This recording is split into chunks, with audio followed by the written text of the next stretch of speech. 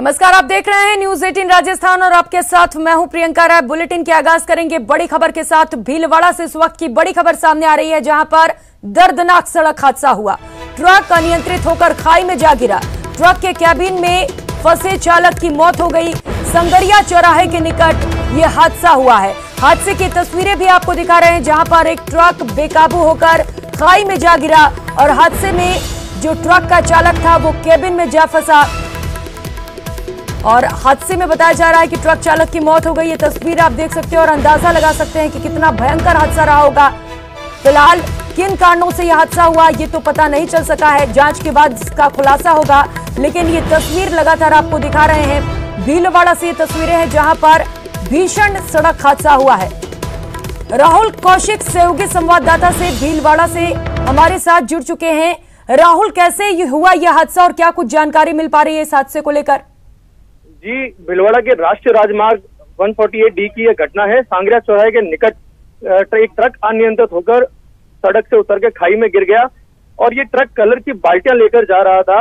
और सबसे बड़ी बात यह रही कि जो ट्रक का कैबिन होता है उसमें जो चालक था ट्रक का वो पूरी तरह फंस गया था। ग्रामीणों को बहुत बड़ी मशक्कत करनी पड़ी उसको निकालने के लिए, पर जैसे ही उसको ग्रामीणों ने निकाला मौके पर उसकी मौत हो चुकी थी। पुलिस को सूचना मिलती, पुलिस मौके पे पहुंची, जो भीड़ वहां जमा थी उसको खदेड़ा गया और उसके बाद जो शव था उसको पुलिस द्वारा कब्जे में ले लिया गया और उसको मोर्चरी में वहां रखवाया गया है और पुलिस आगे की जांच में लगी हुई है। राहुल, क्या ट्रक में सिर्फ चालक ही मौजूद था या परिचालक भी था? अगर था तो उसकी क्या स्थिति है? जी, ट्रक में केवल जो सूचना प्रथम रूप से आ रही है कि इसमें केवल चालक ही था और उसकी मौके पे मौत हो चुकी है। राहुल, अभी मौके पर क्या स्थिति है? क्या ट्रक को हटा दिया गया है, वहां से जाम को खुलवा दिया गया है? जो सड़क पे जाम था उसको खुलवा दिया गया है, पर जो ट्रक है उसको हटाने के प्रयास किए जा रहे हैं। जो इक्विपमेंट है ट्रक हटाने के वो पुलिस द्वारा मंगाए जा रहे हैं और जल्द से जल्द उस ट्रक को भी हटा लिया जाएगा। राहुल, प्रारंभिक जांच में क्या कहना है पुलिस का, कैसे ये हादसा हुआ होगा? क्योंकि ये तो दिख रहा है कि ट्रक बेकाबू होकर खाई में गिरी है, लेकिन ये ट्रक बेकाबू कैसे हुई इसे लेकर कोई जांच की गई है फिलहाल? पुलिस इस पूरे मामले प्रकरण में जांच में लगी हुई है कि क्या कारण हुआ, क्योंकि ये मामला जिस प्रकार से देखा जो अनियंत्रित हुआ इसमें चालक की गलती थी या फिर किसी प्रकार की घटना हुई या फिर चालक उस टाइम क्या स्थिति में था, ये पुलिस इस पूरे मामले की जांच में लगी हुई है। राहुल, जब ये हादसा हुआ तो क्या वहां पर कोई मौजूद था, क्या प्रत्यक्षदर्शी जिसने इस हादसे को लेकर कोई जानकारी साझा की हो? जी, जब ये हादसा हुआ वहां पे प्रत्यक्षदर्शियों ने केवल इतना ही देख पाए कि ये ट्रक पूरी तरह अनियंत्रित होते हुए खाई में उतर चुका था और जो वहां के प्रत्यक्षदर्शी वहां से जो जानकारी मिल रही है वो मिल रही है कि कहीं ना कहीं जो चालक था वो उसको नींद का झोंका, जैसे हम कहते हैं जब हम गाड़ी चला रहे होते हैं तो चालक को हल्का सा नींद का झोंका आने से अनियंत्रित हो सकता है। पर जो जानकारी पुलिस जुटा रही है वही उसके बाद ही पता चलेगा कि इसमें क्या पूरे मामले में हुआ जो अनियंत्रित होकर ट्रक खाई में गिर गया। जी राहुल, बिल्कुल जांच के बाद ही ये पता चल सकेगा। हो सकता है कि ड्राइवर को नींद आ गई हो और ये भी हो सकता है कि ड्रिंक एंड ड्राइव का भी मामला हो। राहुल, क्या शव को पोस्टमार्टम के लिए भेज दिया गया है, क्योंकि ये भी अहम कड़ी हो सकती है जांच में? जी बिल्कुल, शव को पुलिस ने कब्जे में लेके मोर्चरी में रखवा दिया है, पोस्टमार्टम कराया जा रहा है। पुलिस इस पहलू पे भी जांच कर रही है कि ये नींद के झोंके वाला मामला था या फिर ड्रिंक एंड ड्राइव का मामला था। अब ये पूरा जो तथ्य है वो तो पोस्टमार्टम के बाद ही सामने आएंगे। ठीक है राहुल, फिलहाल पुलिस का पूरे मामले पर क्या कहना है, किस तरीके से वहां पर जांच की जा रही है? पुलिस मौके पर पहुंच चुकी है। सबसे पहले तो वहां जो अनियंत्रित भीड़ थी उसको हटाया गया और जो मशक्कत करके ग्रामीणों ने उस शव को बाहर निकाला था, पुलिस वहां पहुंची और शव को अपने कब्जे में लेके उसको पोस्टमार्टम कराया गया और पुलिस इस प्रकार में उसका पोस्टमार्टम शव का करा रही है। ट्रक को हटाने का पूरा प्रयास किया जा रहा है खाई से बाहर निकालने का, और उसके बाद जो पोस्टमार्टम रिपोर्ट आएगी उसकी जानकारी पुलिस जब शेयर करेगी तब पता चलेगा कि इस पूरे घटनाक्रम में क्या हुआ था, चालक को नींद आई थी या फिर उसने ड्रिंक कर रखी थी। जी बिल्कुल राहुल, और रफ्तार भी वजह हो सकती है। जिस तरीके से हम तस्वीरें देख पा रहे हैं, हो सकता है कि यहाँ पर ड्राइवर जो था वो तेज गति से वाहन चला रहा था और इस वजह से भी हादसा हुआ हो। बहुत शुक्रिया आपका इन तमाम जानकारियों के लिए।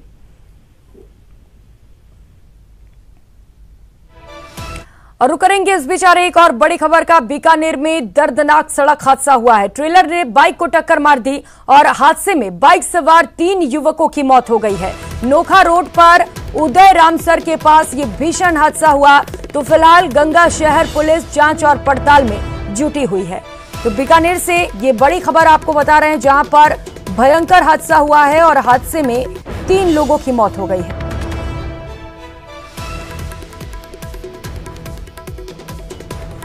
तो ट्रेलर ने बाइक को टक्कर मारी है। किन कारणों से यह हादसा हुआ, ये तो जांच का विषय है। जांच के बाद इसका खुलासा हो सकेगा कि आखिर किन वजहों से यह हादसा हुआ, ट्रेलर ने बाइक को कैसे टक्कर मारी। लेकिन बुरी और परेशान करने वाली खबर यही है कि हादसे में 3 युवकों की मौत हो गई है। और एक और खबर कोटा से सामने आ रही है, जहां पर NH 52 पर मोड़क थाना क्षेत्र में एक बस टायर फटने की वजह से डिवाइडर से जा टकराई और पलट गई। इस हादसे में 10 से ज्यादा लोगों को चोटें आई हैं, जबकि 3 लोग गंभीर रूप से घायल हैं। इन सभी घायलों को मोडक अस्पताल ले जाया गया है। इस हादसे को लेकर मोडक SHO राजेंद्र मीणा ने घटना की जानकारी दी है। उन्होंने बताया कि घटना NH 52 पर सरावदा और ढाबा दे के बीच की है। ये प्राइवेट बस इंदौर से कोटा की ओर जा रही थी। बस में करीब 35 सवारियां मौजूद थी। तो हादसे के बाद आसपास के क्षेत्र में हड़कंप मच गया। जो लोग वहां पर मौजूद थे तुरंत ही रेस्क्यू के लिए मौके पर पहुंचे। कोशिश की गई कि जल्द से जल्द जो सवारियां बस में फंसी हुई हैं उनका रेस्क्यू किया जाए। और खबर सामने ये आ रही है कि 3 लोगों की हालत गंभीर बनी हुई है और लगातार अस्पताल में उपचार किया जा रहा है। तो ये तस्वीर आप देख सकते हैं, हादसे की तस्वीरें, जहां पर बस अनियंत्रित होकर पहले डिवाइडर से टकराई और फिर पलट गई। आराम से और अगली खबर का रुख कर लेते हैं। धौलपुर जिले के बसई डांग थाना क्षेत्र में हवाई पट्टी पर घूमने गए 2 युवकों की बाइक असंतुलित होकर खाई में जा गिरी, जिससे एक युवक की मौके पर ही मौत हो गई, जबकि दूसरा गंभीर रूप से घायल है, जिसे पुलिस की मदद से जिला अस्पताल के ट्रॉमा वार्ड में भर्ती कराया गया, जहां इलाज के दौरान दूसरे युवक ने भी दम तोड़ दिया।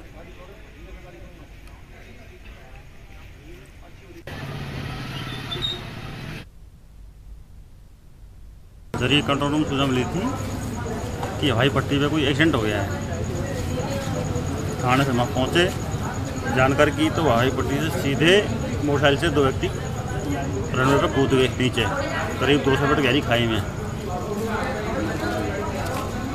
एक की सांस चल रही थी, उसको लगे यहाँ भर्ती कराया। एक की मौके पर डेथ हो गई थी। यहाँ की जानकारी की तो जो घायल हुआ था उसका नाम तो विनोद लोधा निवासी आदमपुर का होना मालूम हुआ है, अभी कंफर्म नहीं है। और जो खत्म हुआ है वो प्रियकांत शर्मा निवासी बाड़ी का है, जो अपने DM साहब ऑफिस में धौलपुर में ही वो है क्लास 4 में नौकरी करता है, वो सह कर्मचारी।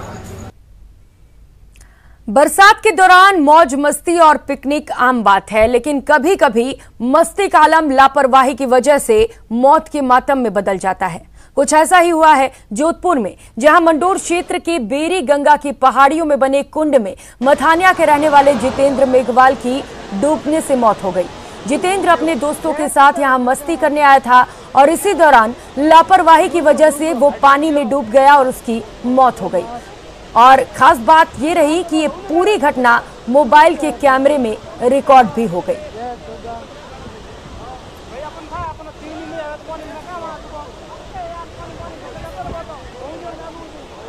तो घटना की तस्वीरें आप देख पा रहे हैं, जहां पर बरसात में नदी नाले उफान पर हैं, बावजूद इसके लोग हैं कि मानने को तैयार नहीं है। लगातार न्यूज़ 18 आपसे अपील भी कर रहा है कि अगर कहीं भी जान का खतरा महसूस हो तो वहां पर मौज मस्ती की ना सोचे, अपने जान की रक्षा करें।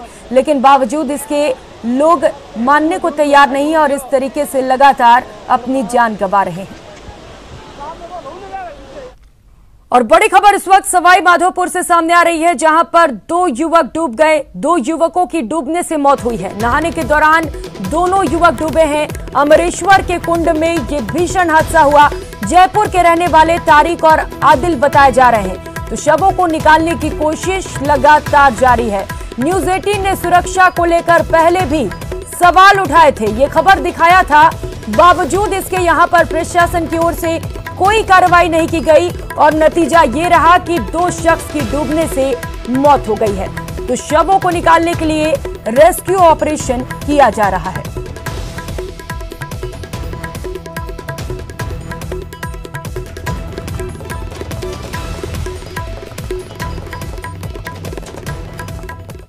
और एक और बड़ी खबर जयपुर से सामने आ रही है, जहां पर दुष्कर्म केस में पुलिस इंस्पेक्टर को गिरफ्तार किया गया है। सीआईडी सीबी में ये इंस्पेक्टर काम करता है। मई 2020 में महिला ने इंस्पेक्टर के खिलाफ मुकदमा दर्ज कराया था। दुष्कर्म केस में सुप्रीम कोर्ट ने अग्रिम जमानत रद्द कर दी थी। 2 सप्ताह के भीतर सरेंडर करने के भी आदेश दिए गए थे। तो पुलिस मुख्यालय में सीआईडी सीबी में ये पदस्थापित है। इंस्पेक्टर ने भी ब्लैकमेलिंग का मुकदमा दर्ज कराया था।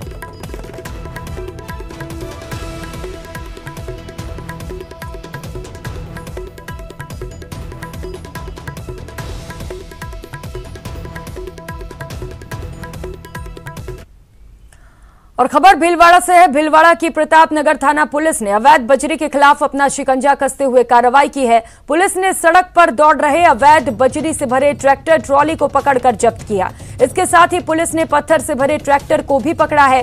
ट्रैक्टर को एस्कॉर्ट करने वाले एक मोटरसाइकिल सवार समेत और 3 लोगों को गिरफ्तार किया गया। पुलिस ने खनन विभाग को सूचना दी है और आगे की कार्रवाई की जा रही है।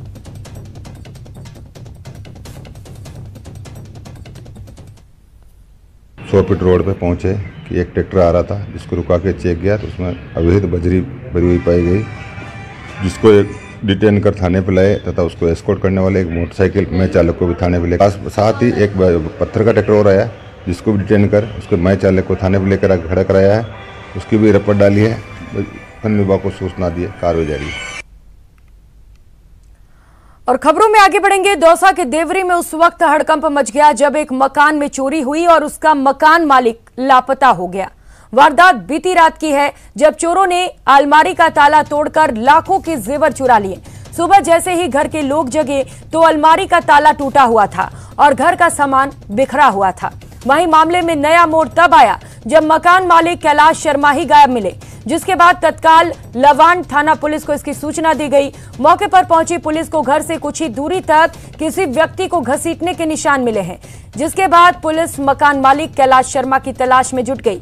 वहीं घटना की गंभीरता को देखते हुए लालसोट डीएसपी और एफएसएल की टीम भी मौके पर पहुंची है और सबूत जुटाए गए हैं। तो दौसा से ये खबर आपको बता रहे हैं, जहां पर एक मकान में देर रात चोरी की वारदात को अंजाम दिया गया। अलमारी तोड़कर लाखों के जेवरात पर हाथ साफ किए गए, लेकिन सवाल ये है कि चोरी के बाद से मकान मालिक घर से लापता है। इसे लेकर अलग अलग एंगल से मामले पर जांच की जा रही है। और एक और बड़ी खबर रीट मामले को लेकर, रीट में नकल मामले को लेकर इस वक्त ये बड़ी अपडेट आपको बता दें। बाड़मेर के 2 शिक्षक निलंबित कर दिए गए हैं। एक नकल करवाने और दूसरा अन्य जगह परीक्षा देने का आरोपी है। जिला शिक्षा अधिकारी ने दोनों शिक्षकों को निलंबित किया है। रावप्रावी सिंघानियों की ढाणी के शिक्षक चन्नाराम निलंबित किए गए हैं और इसके साथ ही रावप्रावी भगीरथ की ढाणी नीड़ी नाड़ी के शिक्षक झुंझाराम को भी निलंबित कर दिया गया है। तो दोनों पर रीट परीक्षा में नकल करवाने के आरोप है और इसे देखते हुए बड़ी कार्रवाई को अंजाम दिया गया और दोनों शिक्षकों को निलंबित कर दिया गया है।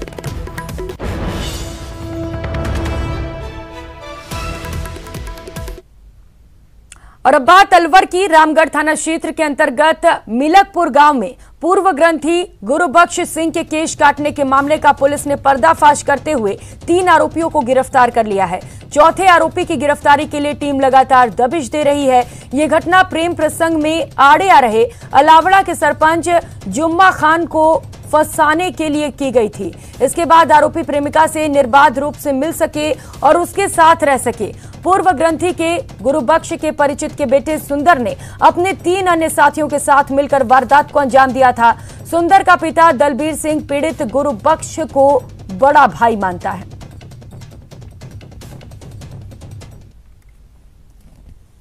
और मेन कारण जो इस घटना को अंजाम देने के पीछे था वो ये था कि सुंदर अलावड़ा की एक शादीशुदा महिला को के साथ प्रेम प्रसंग में था और वो पहले भी उस महिला को अपने साथ ले गया था। वापस आने के बाद महिला के परिवारजनों के द्वारा सुंदर के साथ बार बार मना करने के बाद भी महिला और सुंदर जो हैं वो आपस में अभी भी संपर्क में थे और वो ये चाहता था कि इस तरीके की घटना करके वो एक ऐसा माहौल बनाए जिससे कि महिला के जो परिवारजन हैं उनको वो अंदर भेज सके, उनके ऊपर सीधा सीधा शक जाएगा इस तरीके की बात करके, और बदले की भावना से जब ये अगर इनको जेल हो जाएगी तो वो इस महिला को ले जाकर अपनी जीवन यापन करेगा। और खबरों में आगे बढ़ेंगे। सीएम अशोक गहलोत की ओर से इस साल छात्र संघ चुनाव करने की घोषणा के बाद राजस्थान यूनिवर्सिटी में सियासी रंग दिखने लगे हैं। इसी क्रम में आज अखिल भारतीय विद्यार्थी परिषद की ओर से 11 सूत्री मांगों को लेकर विरोध प्रदर्शन किया गया।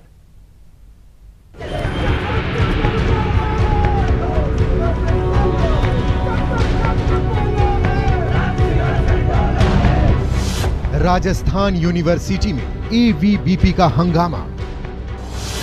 11 सूत्री मांगों को मनवाने पर अड़े छात्र नेता। कुलपति को हटाने की मांग को लेकर प्रदर्शन।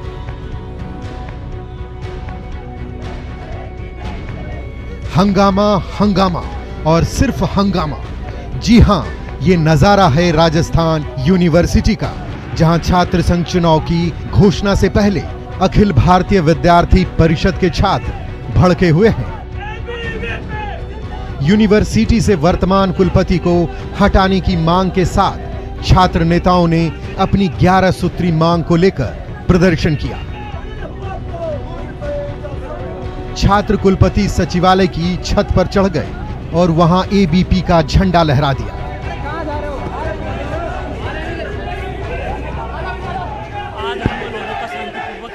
प्रदर्शन था, लेकिन जिस तरीके से पुलिस प्रशासन ने गहलोत सरकार के इशारे पर छात्रों के ऊपर लाठीचार्ज किया है, मेरे कई साथियों के भारी चोटें आई हैं। आप मेरे कपड़े देख सकते हो, मेरी हालत देख सकते हो किस तरीके से। आखिर एक शिक्षा के मंदिर में पुलिस प्रशासन को घुसने की किसने अनुमति दी? आखिर अयोग्य कुलपति को ये हटा क्यों नहीं रहे हैं? इस शिक्षा के मंदिर में अव्यवस्थाओं का आलम है, कोर्सेज समय पर नहीं हो रहे हैं, हमारी बहन बेटियों के साथ छेड़छाड़ की घटनाएं आए दिन हो रही हैं। और आप देखेंगे तो स्विमिंग पूल के पास में जाएंगे तो कचरे का ढेर है, जिसमें आप पास में से निकल नहीं सकते, उसमें बदबू आती है। इस विश्वविद्यालय का बेड़ा कर करने का काम इस कुलपति ने किया है। हम कुलपति साहब छात्र हैं, कोई अपराधी नहीं है। पढ़ने वाले छात्रों पर इस तरह से निर्ममतापूर्वक लाठी आपकी पुलिस ने भांजी है। विद्यार्थी परिषद इसका विरोध करती है और आने वाले समय में हम झुकने वाले नहीं हैं, बड़े स्तर पर घेराव करेंगे। गहलोत साहब, आप अपने आप को गांधीवादी कहते हो, लेकिन आपकी गांधीवादिता क्या छात्रों पर लाठीचार्ज कराना है? क्या आपकी गांधीवादिता यह है कि पढ़ने वाले छात्रों को आप इस तरीके से निर्ममतापूर्वक पिटवाएंगे? आज आपकी पुलिस ने इन छात्रों के साथ में बहुत गलत किया है। आप इस राजस्थान के गृह मंत्री हो, जवाब आपसे ये छात्र चाहते हैं। इन छात्रों का कसूर क्या था? ये छात्र आपसे न्याय मांगने आए थे। कुलपति साहब, आपने इन पर लाठियां बरसाई। ये बेरोजगार छात्र, ये आपके पढ़ने वाले छात्र यहाँ आपको माफ नहीं करेंगे। विद्यार्थी परिषद के छात्र शांतिपूर्वक प्रदर्शन कर रहे थे। इस दौरान उनके साथ पुलिस ने बल प्रयोग भी किया। छात्रों ने रैली निकालकर कुलपति सचिवालय का घेराव किया। उन्होंने पीछे के गेट का ताला तोड़ दिया और सचिवालय पर चढ़ गए। पुलिस ने बल प्रयोग कर उन्हें उतारा। छात्रों का कहना है कि यूनिवर्सिटी से अव्यवस्था का आलम हटाया नहीं जाता।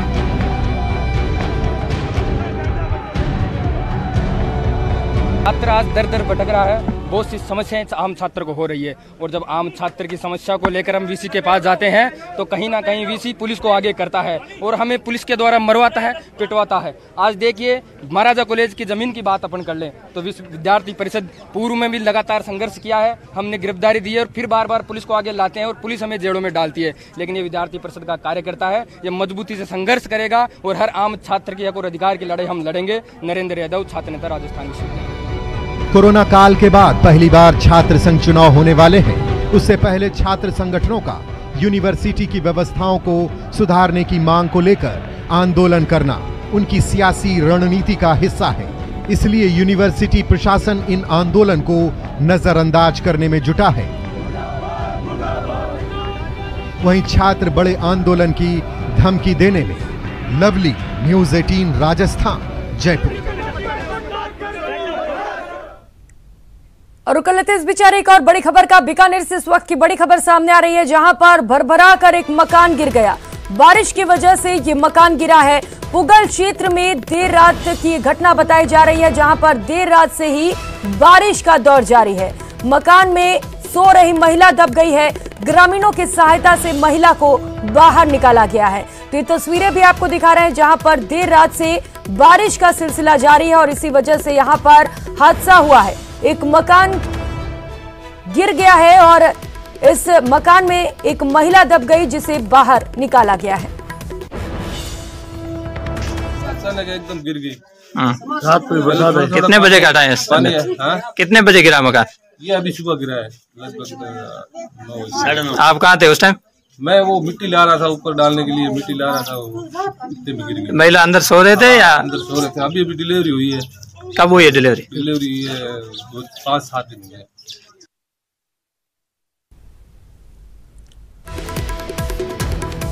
बीकानेर से सहयोगी विक्रम जागरवाल इसी खबर पर ज्यादा जानकारी के साथ जुड़ चुके हैं। विक्रम, बताया जा रहा है कि एक मकान गिरा और हादसे में एक महिला भी दब गई थी और 5-7 दिन पहले उसकी डिलीवरी हुई थी।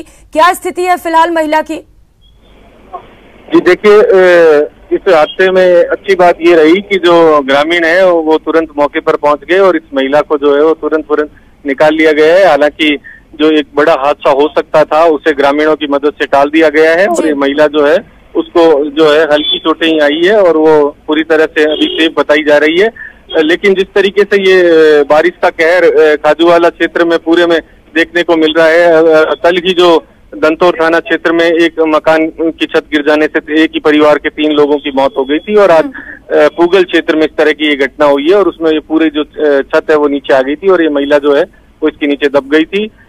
तो इस तरह से जो बारिश का कहर है वो पूरे इलाके में देखा जा रहा है और पूगल क्षेत्र में अभी भी, क्योंकि रात को तेज बारिश आई थी और अभी भी जो है इलाके में पानी भरा हुआ है, तो ऐसे में जो ग्रामीण हैं उनकी मुसीबतें और बढ़ गई है क्योंकि ज्यादातर जो खेती से जुड़े हुए किसान वर्ग के लोग जो हैं इस एरिया में ज्यादा हैं और ज्यादातर खेतों में इस तरह से कच्चे मकान बनाए हुए हैं और जो आस पड़ोस में गाँवों में भी रहने वाले लोग हैं उनके भी मकान जो है वो कच्चे हैं। तो कहीं ना कहीं बारिश की वजह से जो पानी जाम हो रहा है उससे निश्चित रूप से मकानों को नुकसान हो रहा है। जी बिल्कुल विक्रम, बारिश यहाँ पर मुसीबत साबित हो रही है, लेकिन क्या प्रशासन की ओर से यहाँ पर कोई कार्रवाई नहीं की गई थी? जो घर जर्जर हो चुके उन्हें खाली नहीं कराया गया? और क्या अभी भी उस गांव में ऐसे घर हैं जहाँ पर हादसे हो सकते हैं?